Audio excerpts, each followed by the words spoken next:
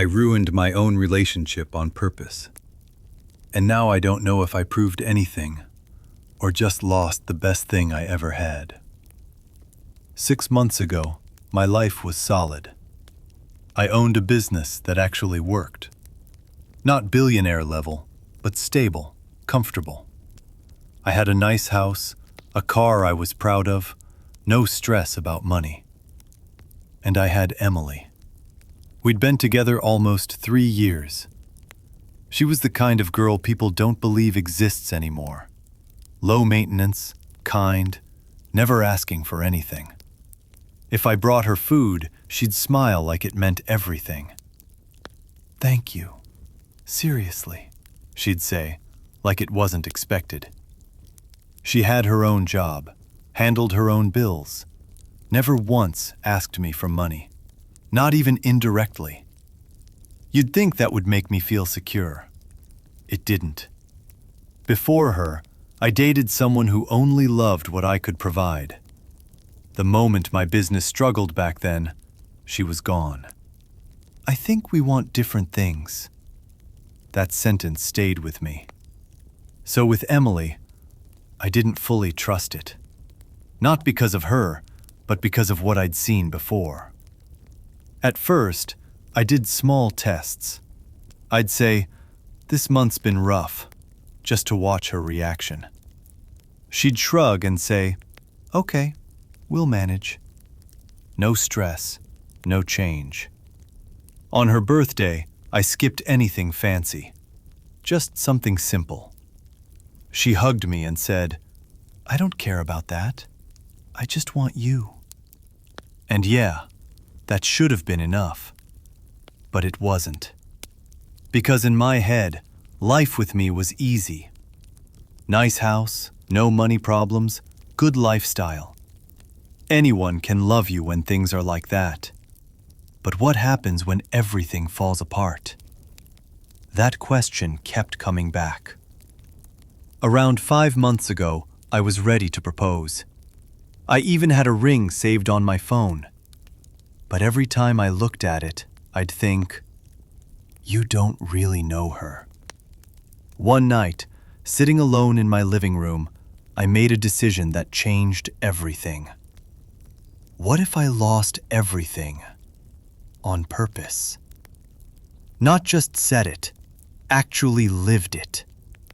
Sell the house, get rid of the car, move into a crappy apartment, pretend the business failed, work a regular job. See if she stays. Not for a few days, for months. At first, it sounded insane, even to me. But then I thought, better to lose a few months now than waste years later. That's how I justified it. The next morning, I started setting it up. I told my business partner to handle things for a while. Didn't explain much. Found a small, rundown apartment on the edge of the city. The kind of place where you feel the struggle as soon as you walk in. No one knew what I was doing. Not my family, not my friends. Just me. And then one evening, I sat Emily down. She looked at me and immediately said, "What's wrong?" I took a breath and lied. "My business is failing." Her face changed instantly. "What do you mean?" "I took loans, big ones. I can't fix it." My heart was pounding, but I kept going. "I have to sell the house and the car." There was this heavy silence. I was watching her closely, waiting for something. Fear, doubt, disappointment, anything. Instead, she grabbed my hand. "Hey, we'll figure it out," she said. Just like that. No blame, no panic. And for a second, I almost told her the truth. Almost stopped everything. But I didn't. Because in my head, it still wasn't enough.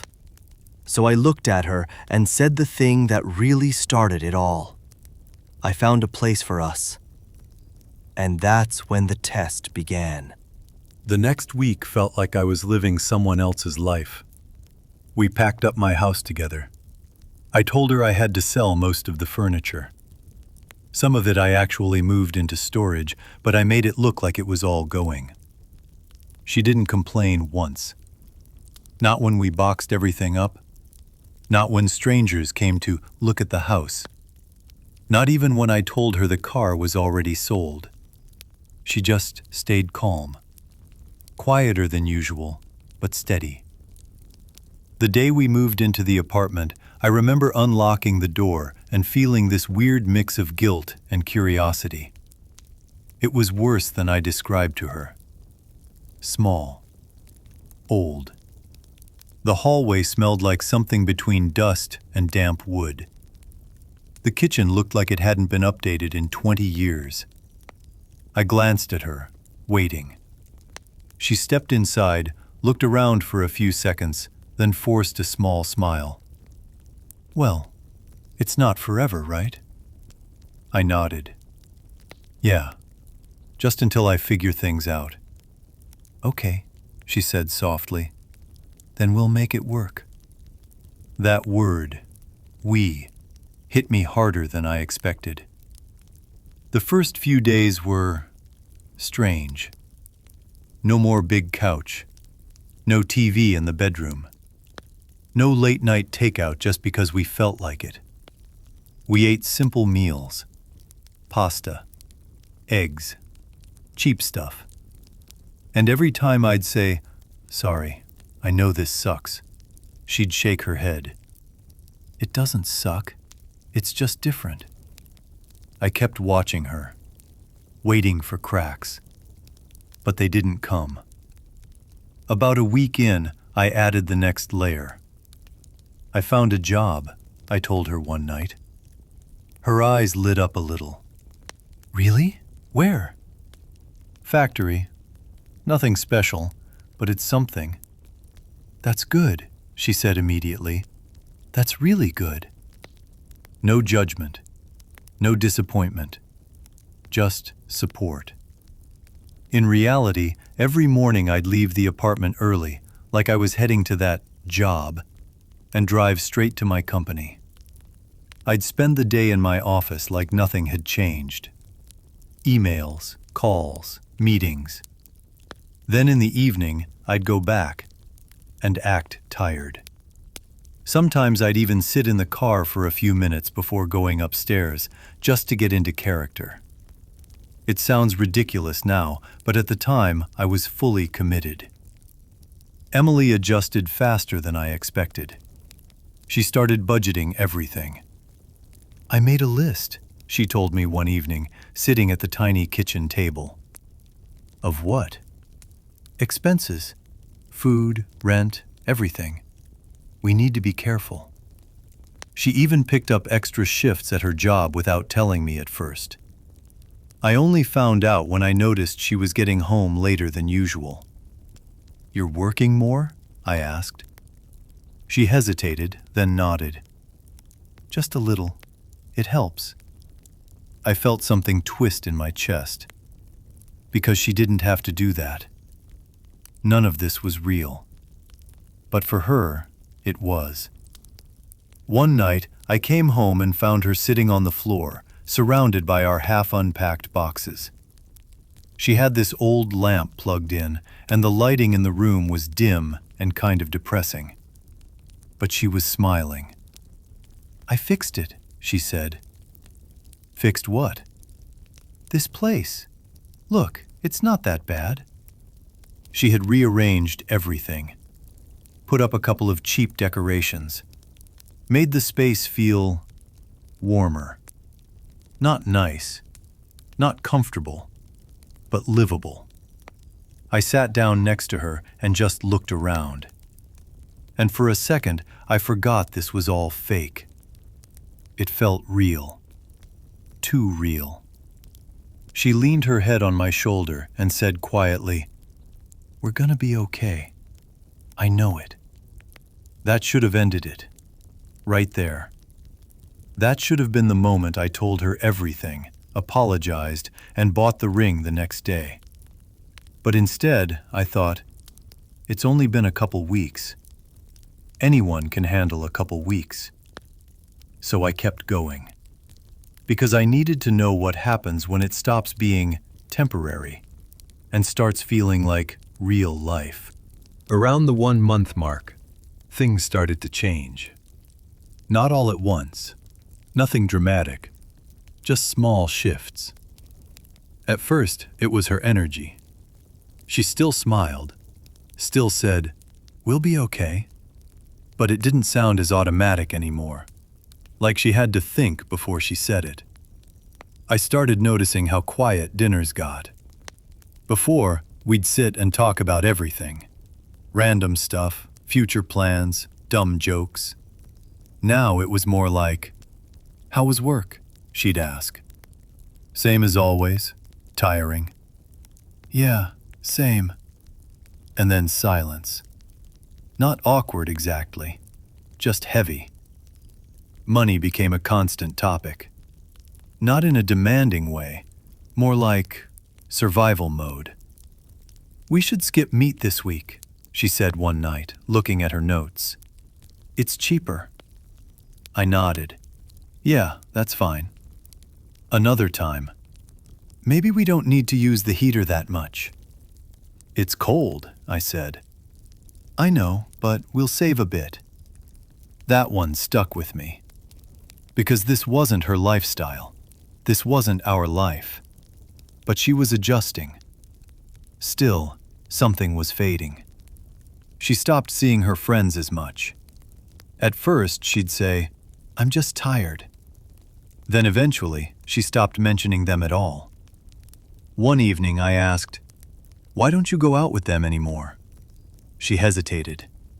"They go to places I can't really afford right now." I didn't know what to say. Because technically, she could. I was choosing this. She wasn't. That realization started sitting heavier with me. At the same time, the pressure started building between us. Little things turned into small arguments. Nothing explosive yet, just friction. One night, I came home later than usual. She was already in bed, scrolling on her phone. "You're late," she said without looking at me. "Yeah, work." "You said you'd be home earlier." "I got held up. It happens." She sighed. "It's just, we barely see each other anymore." I felt myself getting defensive. "I'm working, Emily. What do you want me to do?" "I know, I'm not blaming you," she said quickly. "I just miss you." That word again. Miss. Even though we lived in the same tiny apartment. I sat down on the edge of the bed, suddenly feeling tired for real, not just pretending. "I'm doing this for us," I said. "I know," she whispered. But it didn't feel as solid as before. Another week passed, and things got tighter. She started stressing more about money. I could see it in the way she checked prices at the store, the way she hesitated before buying even small things. One day, she picked up a snack, looked at it for a second, and put it back. It wasn't even expensive. That moment hit me harder than anything so far. Because it was so small, so real. And I was the reason for it. That night, I almost ended it. I sat in the car outside the apartment again, just staring at the building. I literally said out loud, "This is enough." But then the same thought came back. This is when it gets real. This is when you actually find out. So I went upstairs and kept the lie going. But something else changed too. I started avoiding being home. Not intentionally at first. I'd just stay longer at the office, take my time before going back, sit in the car longer. Because every time I walked into that apartment, I felt it. The weight. Not just of the situation, but of what I was doing to her. And the worst part? She still hadn't asked for anything. No complaints about the house. No, this isn't what I signed up for. No threats to leave. Just quiet struggle. And somehow that made it worse. Because now I wasn't just testing her. I was watching her slowly carry something she didn't deserve. And still, I didn't stop. By the time we hit around 2 months, it stopped feeling like a phase. It felt like our life. And that's when everything really started breaking. The arguments got sharper. Before, it was small stuff. Timing, money, stress. Now it had weight behind it.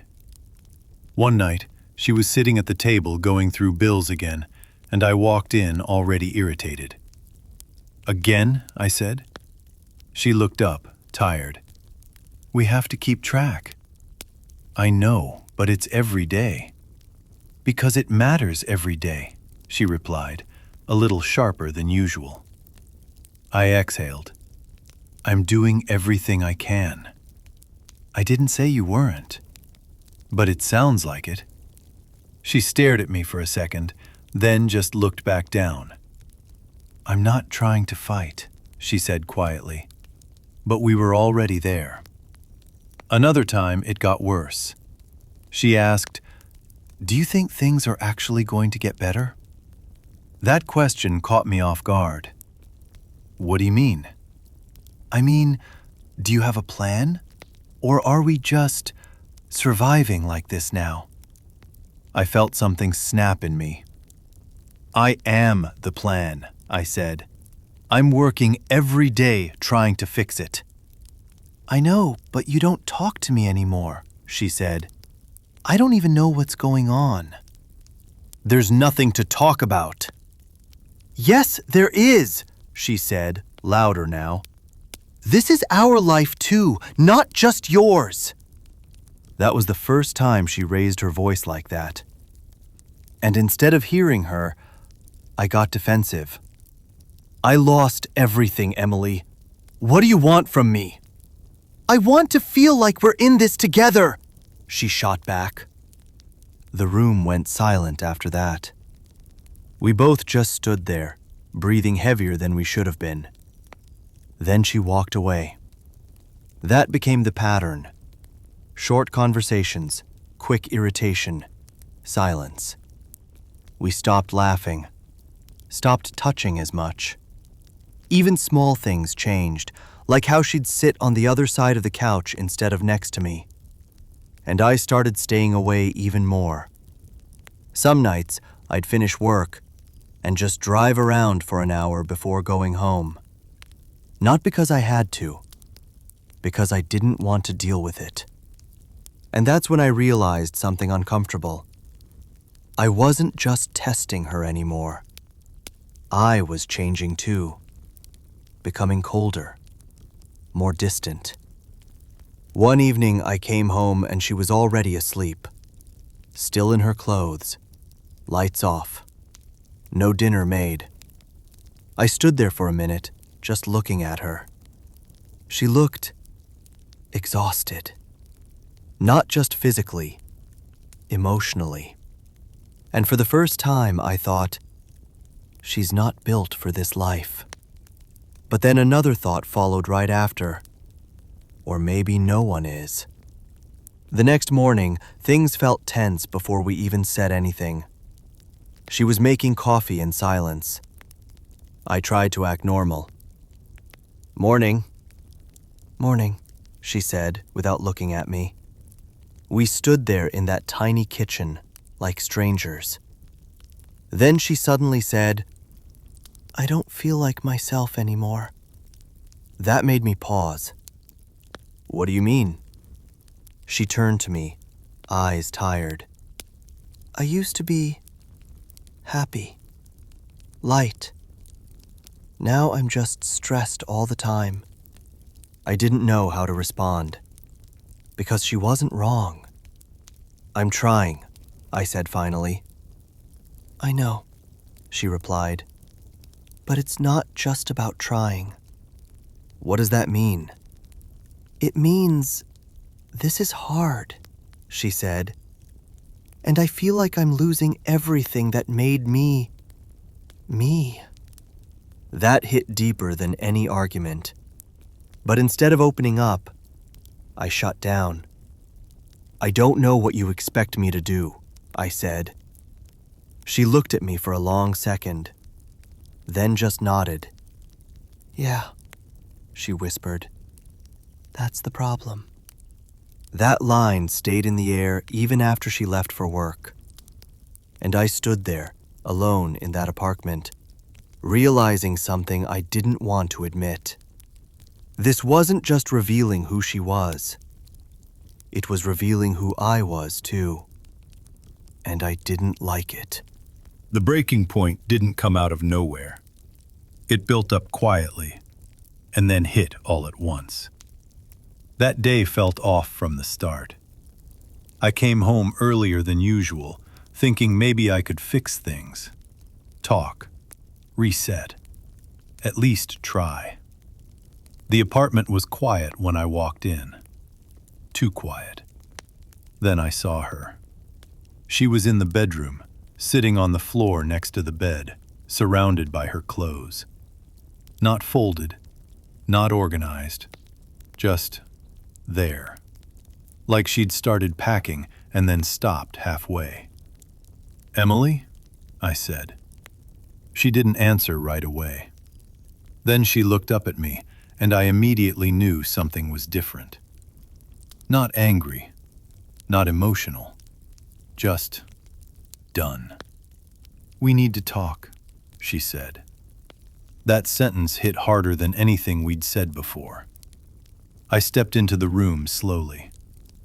"Okay." She took a breath, like she'd been holding it in for weeks. "I can't do this anymore." There it was. No yelling, no drama. Just a calm, final statement. I felt my chest tighten. "What do you mean?" "I mean this life," she said. "This constant stress, the fighting, the feeling like we're just surviving every day." "We are surviving," I said. "That's the situation right now."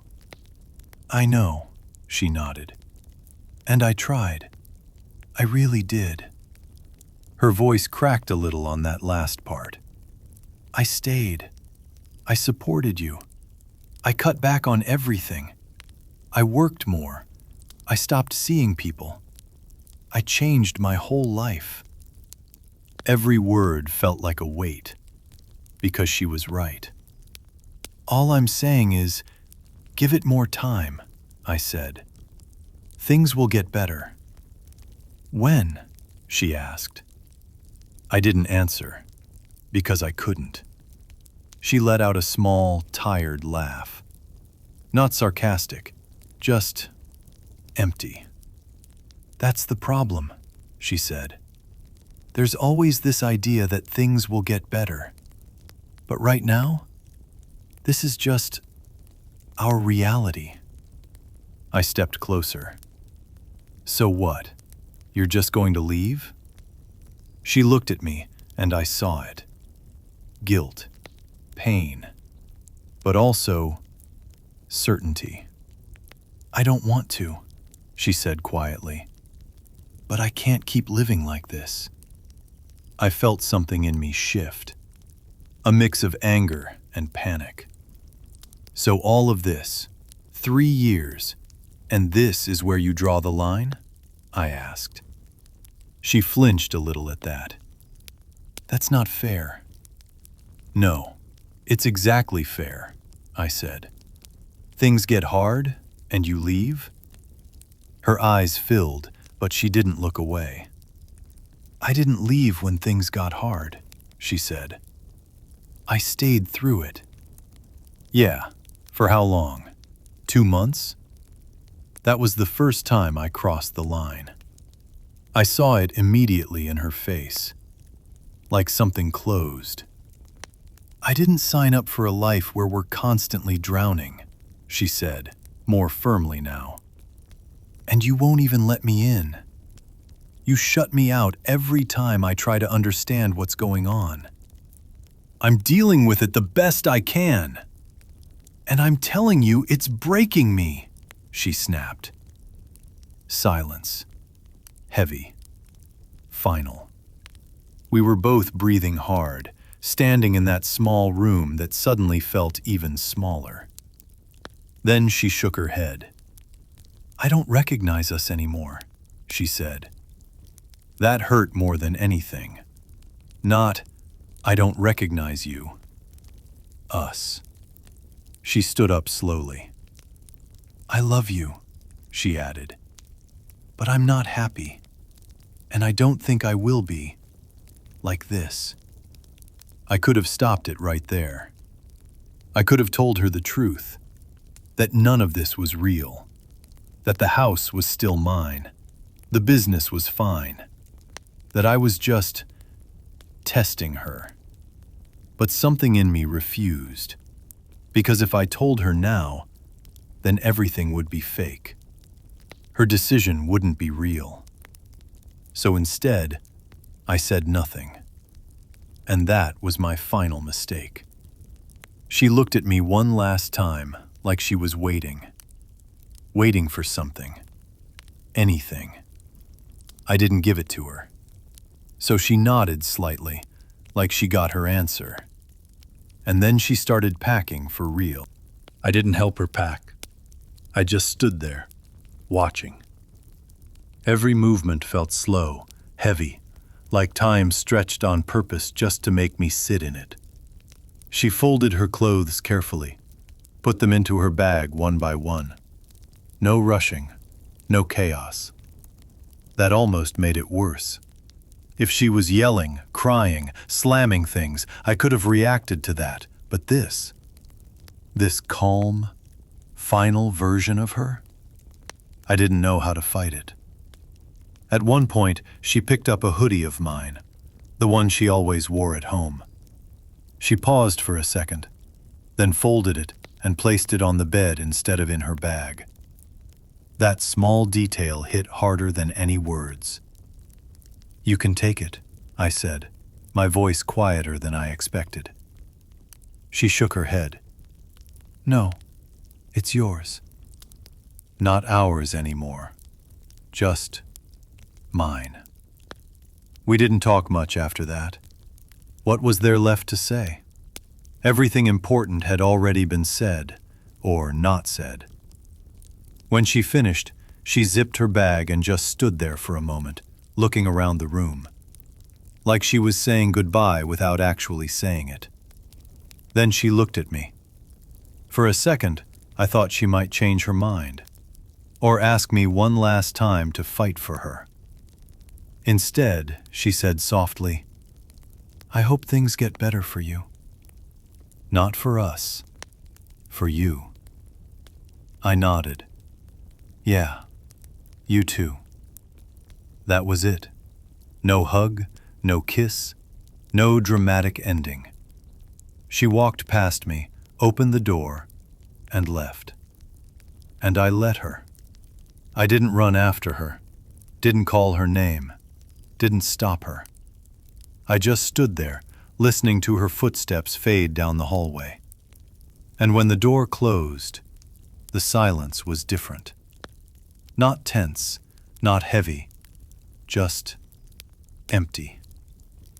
I stayed in that apartment for maybe 10 more minutes, just sitting on the edge of the bed, staring at nothing, trying to feel something clear.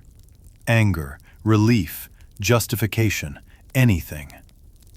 But all I felt was confusion. Because part of me was thinking, well, now you know. And the other part was asking, know what exactly? Eventually, I stood up, grabbed my keys, and left. But not to go after her. I went back to my real life. I drove across the city, straight to my house. My actual house. Walked in like nothing had changed. Same furniture, same smell, same everything. It felt surreal, like I had just stepped out of a completely different reality. The next morning, I woke up in my own bed again. No peeling walls, no cold kitchen, no tension in the air. Just silence. I went to my office like usual, sat at my desk, opened my laptop, started working. Emails, calls, meetings, everything normal. Too normal. At one point, my business partner asked me something, and I realized I hadn't heard a word he said. "Yeah, sorry, what?" I asked. He looked at me for a second. "You good?" "Yeah," I said quickly. "Just tired." But I wasn't tired. I was off. Like something didn't line up anymore. That evening, I went home, parked my car in the driveway, sat there for a minute, then another. And that's when it really hit me. There was no one inside waiting. No, "How was your day?" No quiet presence in the kitchen. No one sitting on the couch. Just a house. And for the first time in a long time, it didn't feel like home. It's been a few weeks since she left. And on paper, my life is perfect again. Business is running smoothly. Money isn't a problem. I've got my house, my car, my routine. From the outside, nothing changed. But it doesn't feel the same. I catch myself doing small things out of habit, like grabbing my phone to text her something random, then stopping halfway. Or walking into the kitchen expecting her to be there. Even stupid stuff, like seeing something she'd like at a store and thinking, "I should get this for her." Then remembering, she's gone. And the worst part? There's no clean answer in my head. No clear, "I was right" or "I was wrong." It's just noise. Some days I sit there and think, if she really loved me, she would have stayed. That's what I told myself this whole time, right? That love should survive hard times. That real loyalty shows when things fall apart. And technically, she didn't stay. She left. So part of me goes, there's your answer. But then another voice kicks in. Quieter, but harder to ignore. You lied to her. You built a fake reality. You pushed her into a life she never chose, and then judged her for breaking under it. And that one sticks. Because if I'm being honest, she didn't leave when things got hard. She stayed. She supported me. She changed her life. She struggled. She tried. And only when it started destroying her, she walked away. So what exactly did I prove? That she's human? That she has limits? Yeah, great test. I think about that moment a lot. When she stood there, waiting, right before she left. There was a second, just one, where I could have stopped everything. Told her the truth. None of this is real. I just needed to know. And maybe she would have been furious. Maybe she would have walked out anyway. Or maybe we'd be planning our wedding right now. I'll never know. That's the part that messes with me the most. Not the fact that she left, but the fact that I'll never know what would have happened if I didn't try to control everything. If I just trusted her. Trusted us. People always say, test your partner. Make sure they're real. Make sure they'll stay. But no one talks about what happens when the test itself is what breaks everything. Because that's the truth I'm stuck with now. I didn't lose her because life got hard. I lost her because I made it hard, on purpose. And now I'm sitting here, in a house that used to feel like everything I worked for, thinking about the one thing I can't get back. So yeah, I got my answer. I just don't think it was the one I needed. If you like this story, you'll find more like it on my channel.